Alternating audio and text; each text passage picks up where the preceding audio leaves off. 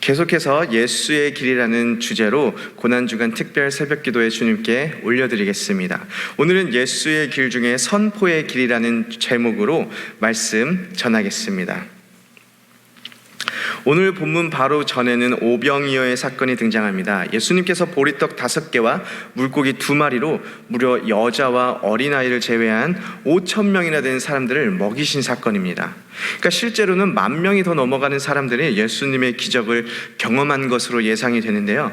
이런 놀라운 기적을 나타내신다면 그 후에는 사람들에게 자기를 좀 드러낼 법도 하시는데 예수님께서는 군중들과 스스로 떨어지십니다.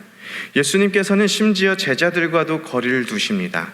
22절을 보면 제자들을 재촉하사 자기가 무리를 보내는 동안에 배를 타고 앞서 건너편으로 가게 하시고 라고 기록되어 있습니다. 오병이어의 기적을 보여주신 예수님 옆에 딱 붙어 있으면서 제자들이 얼마나 우쭐했겠습니까? 아마 어깨에 막 뽕이 이만큼 들어갔을 것입니다. 그래서 계속 예수님 옆에 계속 붙어 있고 싶은데 예수님께서는 제자들을 등 떠밀어 건너편으로 먼저 가게 하십니다. 그리고 예수님께서는 홀로 기도하러 산에 올라가십니다. 그런데 제자들에게 문제가 생깁니다. 이미 배가 술이나 떠났는데 바람이 거스르고 물결로 말미암아 고난을 당하더라라고 성경에 기록되었습니다. 역풍으로 파도가 일어나며 제자들이 바다에 표류하게 된 것입니다. 23절에 보면 예수님께서 제자들을 배에 태워 보내시고 산에 혼자 올라 기도하실 때 해가 저물 때였습니다. 그리고 25절을 보면 밤 사경이라는 표현이 있는데 사경은 새벽 3시부터 새벽 6시 사이를 가리킵니다. 즉 제자들이 밤새도록 파도와 싸우며 고생하고 있었다라는 것을 우리가 알 수가 있습니다. 그런데 25절을 보면 그때 예수님께서 바다 위로 걸어서 제자들에게 오십니다. 제자들의 반응이 어떻습니까? 유령이다 하고 무서워서 소리 질렀다고 26절에 기록되어 있습니다. 지금이야 우리가 등대가 있어서 바다를 이렇게 환하게 비춰줄 수 있고 등대가 없는 그런 먼 바다라면 배들이 불빛이 있어서 가는 방향을 이렇게 밝힐 수가 있지만 그 당시 제자들에게 그런 것들이 있었겠습니까? 제가 예전에 군대에 있을 때 한 번은 불빛이 하나도 없는 산을 한밤중에 지나가야 했던 적이 있습니다. 정말 너무 어두워서 한 치 앞도 보이지가 않습니다.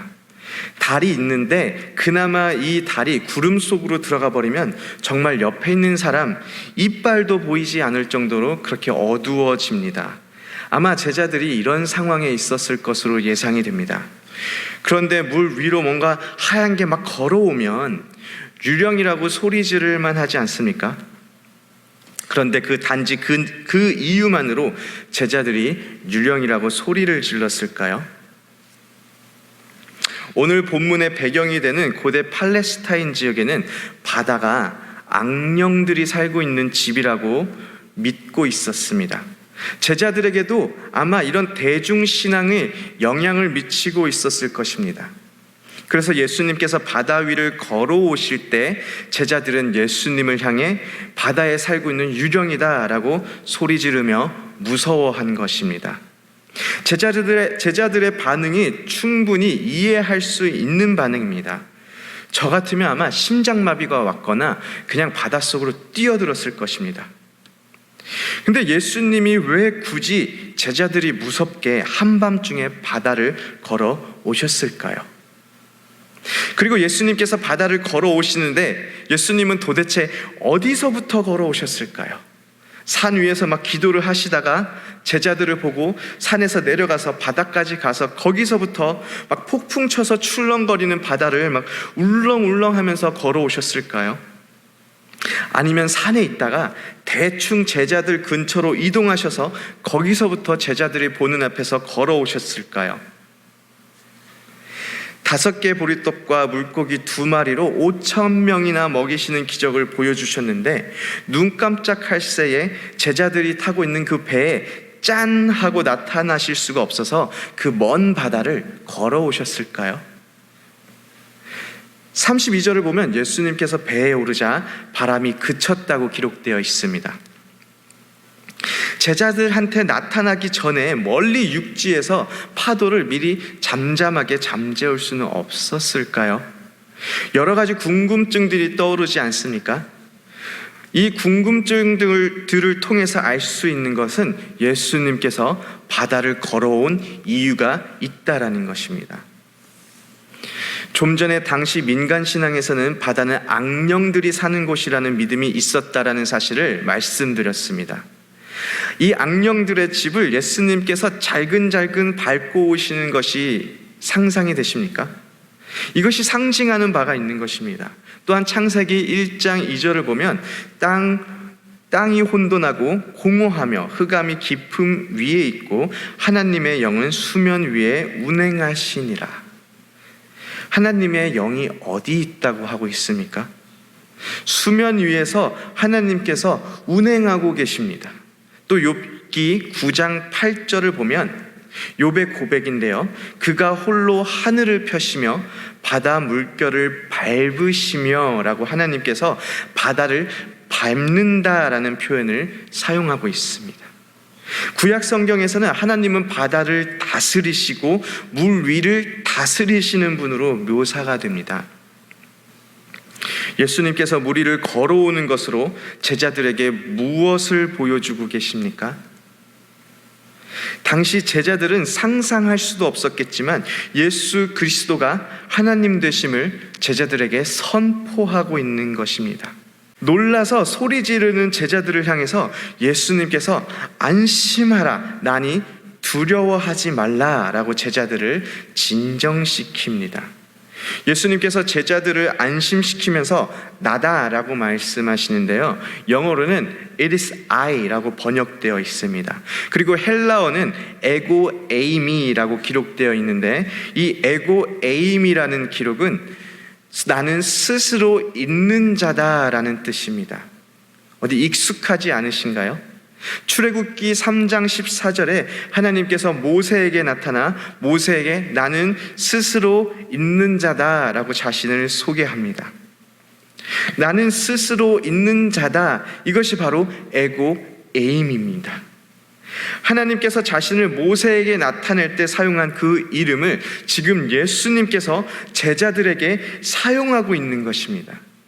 한글 성경에서 나니라고 단순히 표현되어 있지만 나다라고 하는 이 짧은 구절에는 내가 하나님이다 라는 표현이 숨겨져 있는 것입니다. 그래서 28절에 베드로가 예수님께 주여, 만일 주님이시거든 나를 명하사 물 위로 오라 하소서라고 말할 때 그 원어를 보면 주여, 만일 당신이 에임이 하나님이라면 나를 물 위로 오라 하소서라고 기록되어 있습니다. 그리고 베드로가 배에서 내려 물 위를 걸어 예수님께 나아갑니다.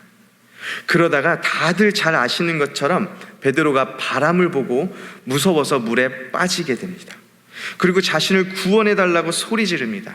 예수님께서 베드로를 구원하시며 믿음이 작은 자여 왜 의심하느냐라고 베드로에게 말씀하십니다. 베드로가 무엇을 의심하였나요? 자신이 물 위를 걸을 수 있는 것을 의심하였을까요? 예수님께서 물 위를 걷게 해줄 수 있는 것을 의심하였을까요? 반은 맞고 반은 틀립니다. 예수님께서 베드로를 나무라시는 이유는 바로 이것입니다. 믿음이 작은 자여 왜 내가 하나님임을 의심하느냐. 그리고 예수님께서 배에 오르자 바람이 그칩니다. 그제서야 배에 있던 제자들이 예수님께 절하며 진실로 하나님의 아들이로소이다 라는 고백을 드립니다. 드디어 배에 있던 제자들이 예수님의 하나님의 아들임을 인정하고 고백하는 장면입니다. 예수님께서 이 고백을 듣기까지 오늘 우리가 읽은 마태복음 14장 22절에서 33절까지 예수 그리스도는 제자들에게 그분이 하나님 되심을 끊임없이 선포하십니다. 그리고 오늘 이 말씀을 통해 예수 그리스도께서 하나님 되심을 지금 이 시간 예배를 사모하여 예배 앞으로 나온 우리 모두에게 선포하고 계십니다. 예수 그리스도께서 하나님 되심이 우리 삶에 어떤 의미가 있나요? 예수 그리스도께서 하나님 되심이 우리에게 무슨 유익이 있나요? 예수 그리스도가 하나님이 되시기 때문에 우리를 구원하실 수 있습니다. 예수 그리스도가 하나님이시기 때문에 우리 인간 스스로 해결할 수 없는 죄의 문제에서 우리를 구원하여 주실 수 있으십니다. 그리고 예수 그리스도가 우리를 죄에서 구원하실 수 있는 분이시기 때문에 우리가 삶에서 경험되는 수많은 어려움 속에서도 우리를 구원하실 수 있으십니다.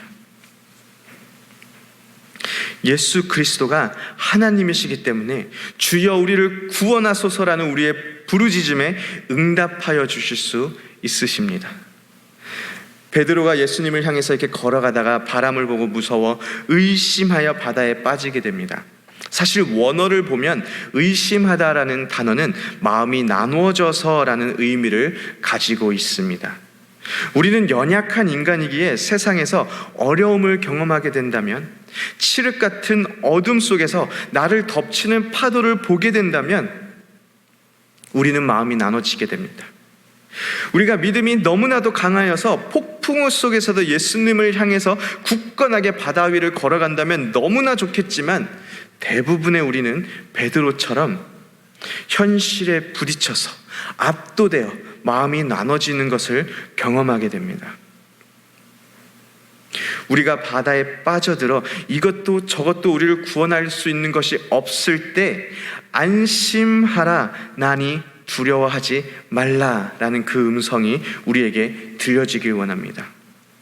비록 우리의 마음이 나눠지고 의심하여 바다에 빠지게 되어도 그때라도 다시 예수 그리스도를 바라보며 주여 우리를 구원하소서라고 부르짖을 때, 그때에 예수 그리스도께서 우리에게 응답하실 것입니다. 그리고 하나님 되시는 예수 그리스도께서 우리를 건지시고 구원하실 것입니다. 예수 그리스도께서 하나님 되시음을 오늘 우리 삶으로 선포하며 살아내시는 오렌지 하나님 교회 모든 성도님 되기를 소원합니다. 아멘.